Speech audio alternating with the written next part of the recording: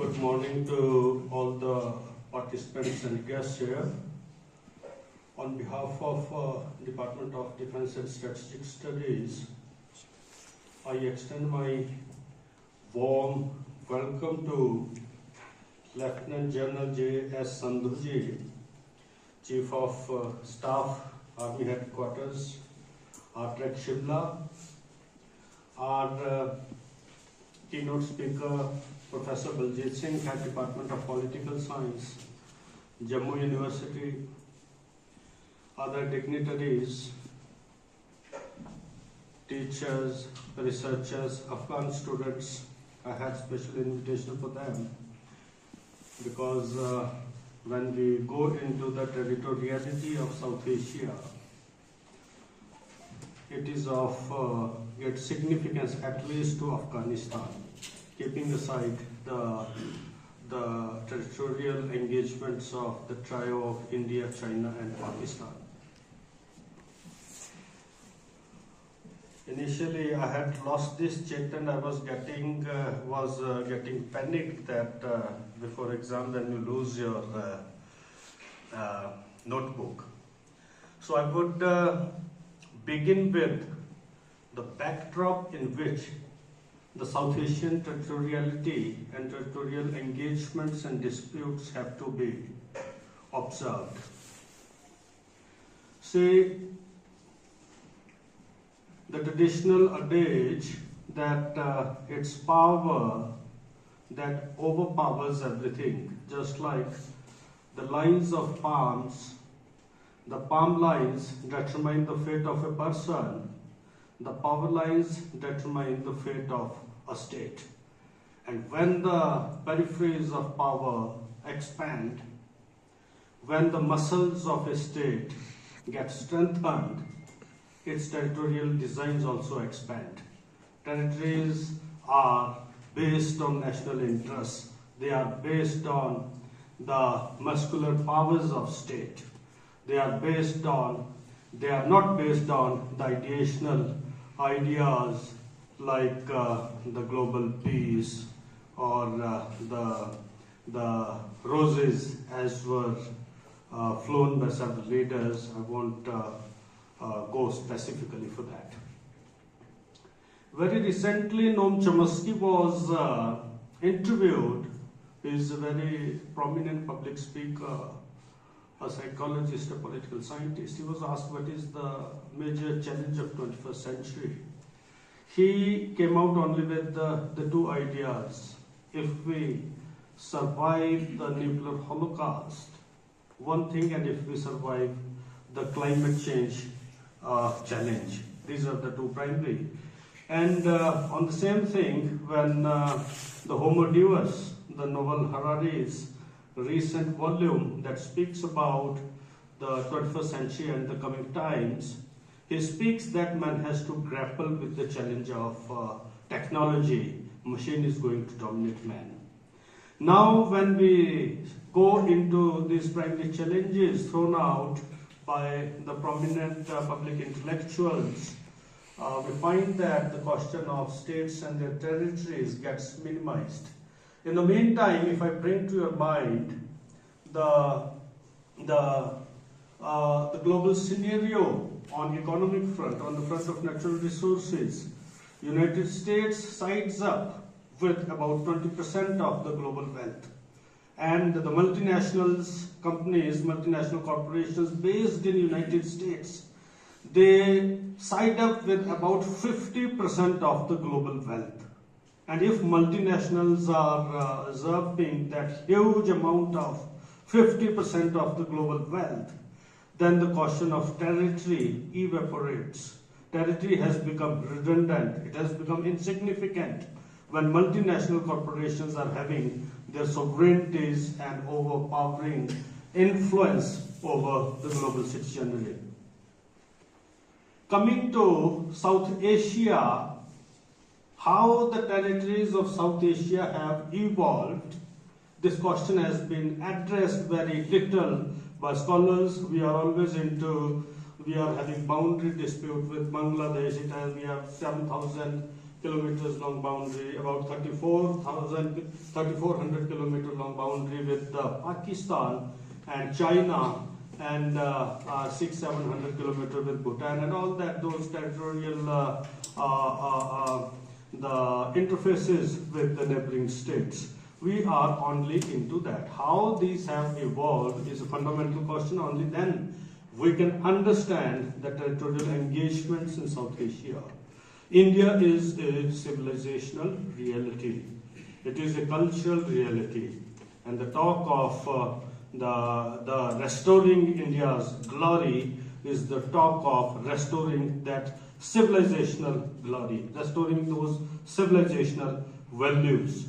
What happens that when the foreign incursions start taking place into the Indian subcontinent, we were having the idea of frontiers.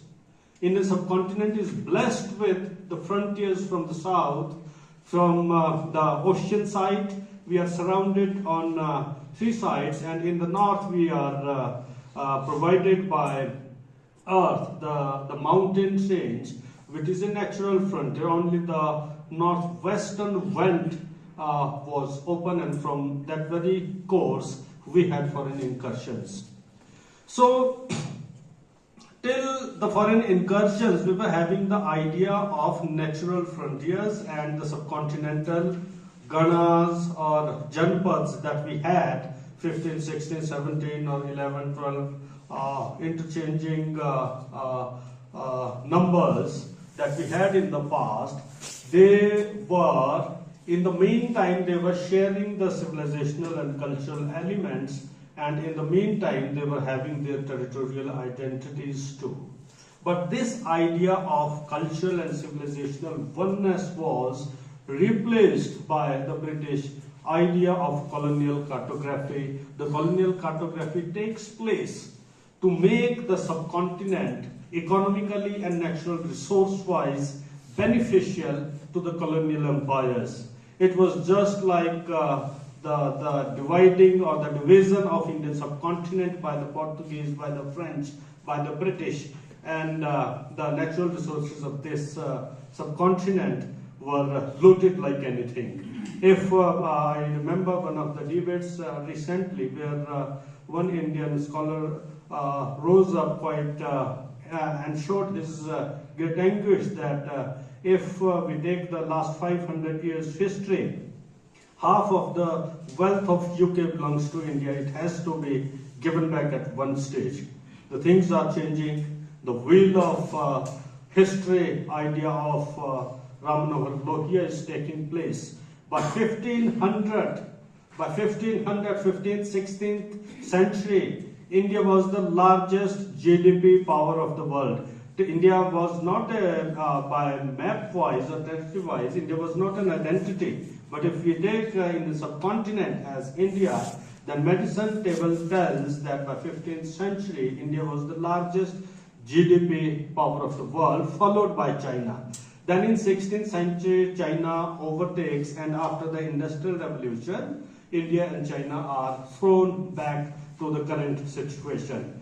But now the things are changing. 21st century belongs to Asia. China has already left US behind. India is not far behind. The IMF report says that by 2050, the 3 biggest economies of the world would be US, China, and India. The wheel of history is taking place. How the Indian territoriality in South Asia takes place, and how Pakistan, India, Bangladesh, and the other smaller states got their territorial identities has to be seen from the kaleidoscope, from the lens of the theories of nationalism. The Indian theory of nationalism was pan-Indian civilizational nationalism, the cultural nationalism that takes Indian subcontinent as a singular identity. This is the Indian theory that is being right now propagated by several people. I won't try to glorify one kind of thinking over the other kind of thinking. These are ideas, the thought streams. They float like rivers in the human minds. So this is one theory that speaks about the greater India, the civilizational India, the traditional India, the glorious India. There is no parallel to Vedic knowledge, the knowledge of Vedanta. There is no parallel to these knowledge traditions in world history. We are looking for the restoration of that traditional knowledge system that automatically incorporates the traditional idea of Indian civilizational cultural identity. Britishers were here to govern. They were here to exploit the natural resources.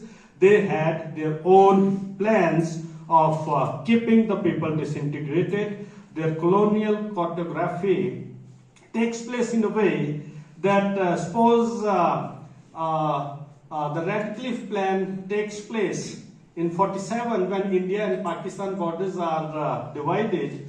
A banda from Oxford University is picked up. He was just a law professor. He had never visited India. He was picked up and go and settle the borders. Within a month, he sat on a table and map and drew a line, and that line divided even singular houses on the border. Half of the house was left with Pakistan, half of the house was left with India. These were the biggest irrational deeds committed by Britishers that India is. They had no interest. When Churchill was asked about the division of India, he said this is part of our great game that they were playing with the communist horror from the north. This was part of their great game policy. India has to be divided. What happened with Durrant line? It was drawn somewhere in 1892. Half of the Pakistanistan was dropped with Pakistan, half was dropped with Afghanistan. Today, what Pakistanistan was under Durrani, I think. It was a singular state. They are having ambition of that old Pakistanistan, a unified state in the outside of the ambit of Afghanistan and Pakistan. So, I remember this ethnic nationalism that was introduced in the Indian subcontinent by Britishers was against the primary idea of Indian subcontinent that one scholar, Wink, I don't remember his full name, Wink, he says that India is having a cultural fluid organism kind of identity. They are having several cultures, diversities, but they are flowing into the same biological organism. Within the same, for example, in human body, we have different systems. We have nervous system, we have bone system, we have so many subsystems. These diversities are flowing within this subcontinental organism just like blood or fluid. So this identity has been challenged by Europeans when they introduces ethnic nationalism in India. What was true of Europe can't be true of India. And their purpose was to divide India, Indian subcontinent on the basis of ethnicities. They succeeded in it. And the current question of Pakistan is based on this British theory. The pan-Indian civilizational nationalism that we conceive of was dropped aside, and the ethnic nationalism conceived by the Europeans was picked up.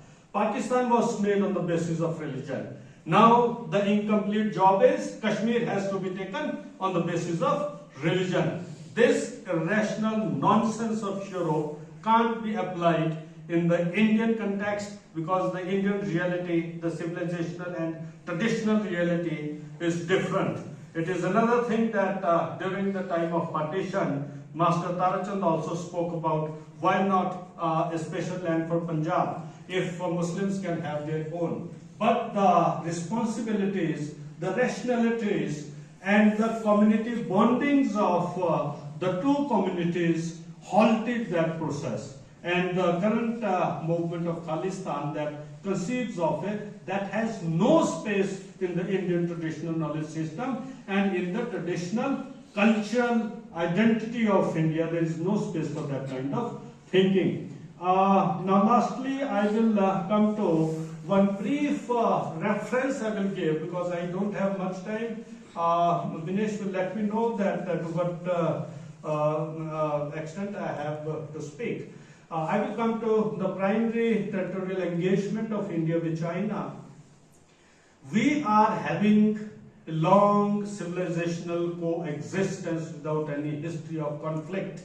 Only 2 or 3 references in history we get in 6th century or in BC. I'm not having the exact dates when Indian and naval maritime cavalcades, maritime ships, they clashed, and in those clashes the result is not known, but these are only the instances of conflict. Otherwise, India was source of knowledge to China, all the Chinese visitors, and there were so many Chinese scholars, Chinese students who visited India for knowledge at Nalanda, at Takshila, and several knowledge centers in India. So India has been a source of knowledge to China even, and but the British legacy, the British plans, the British strategy of challenging the former Soviet Union, communism from the Indian subcontinent, forced them to tackle the Indian subcontinent differently. In 1865, we normally go for Shimla Agreement of 1914, when the McMahon line was drawn, and it speaks about northeastern area, the Assam territory, Nepal area only. The area of Ladakh is left. It was never dealt by this line. And the major line that was drawn by the British against China was Johnson Line. It happened in 1865. Johnson was an official with Archaeological Survey of India. He went to the area, conducted field surveys, and then Johnson Line was drawn. This line incorporated Aksai Chin and several areas to the south of Xinjiang district of China. This was incorporated in India, but China was not willing to accept this expansion. And then there was another commission that was the McDonnell Commission. 2 persons were there. In 1899, another line was drawn. It was south to the Johnson Line. British kept silent over this. Till 1959, they kept silent over this line.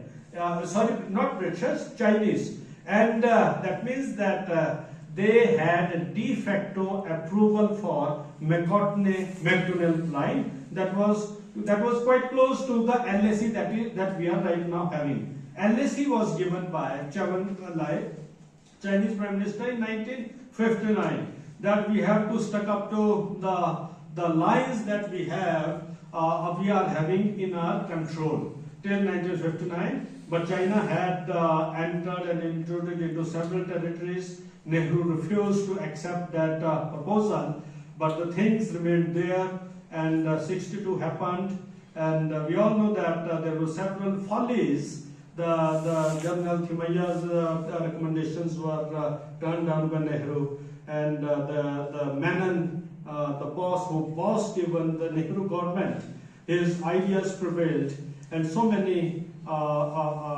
follies were committed by the government that was holding the things. One important thing very few people know, that even Pakistani President Ayub Khan in 1959, he had proposed a defense alliance with India.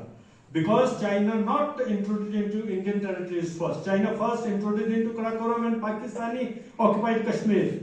And Ayub Khan found that they can eat us like anything. We don't have resources. They went for Central, they went for Baghdad Pact, and in the meantime they contacted Indian government, but Nehru refused.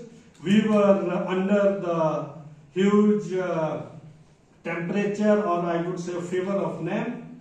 We are not going to do this, we are not going to do this.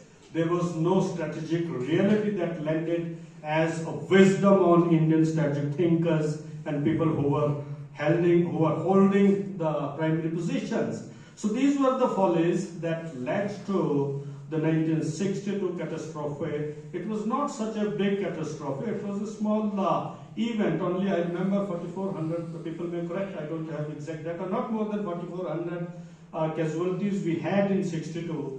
And no one remembers when the Chinese were given a bloody teeth in 67 at the Nathula conflict, when a huge number of Chinese soldiers were killed. That doesn't appear in references. So that's why people speak, that histories have been lighted, highlighted, evaporated, or removed from the stages very diplomatically. We are students of political science, we are students of defense and strategic studies. This is the primary duty to apply our rationality and come out of the ideational overtures of different organizations, come out of the dominant ideological structures. We fail to go out, be it the right structure, be it the left structure, be it the centrist, whatever, but we have to apply our rationality if we want to save this nation. The Indian borders are quite strong, the Indian army is quite strong, and its position in global ranking is quite high. So we believe that we are quite safe here, and let us not fall to the colonial cartography that has been imposed on us, and have a clearer view about the South Asia and its border engagements, and have an understanding of these things.